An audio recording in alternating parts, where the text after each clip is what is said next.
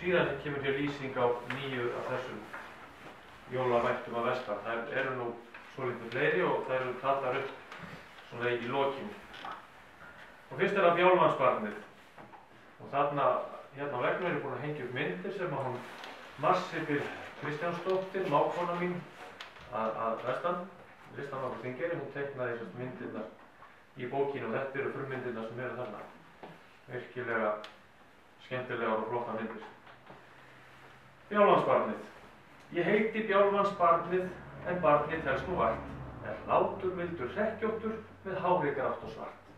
Ég er gaman fyrst að góla og gera í öðrum at, en finn ég gústinn blóðmörs kepp, ég borða á mig grátt. Síðan er það langleggur.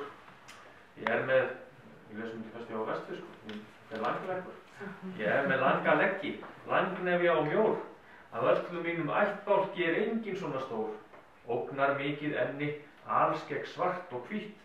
Stórum skrefum hleyp ég hratt og hárið mitt er sítt.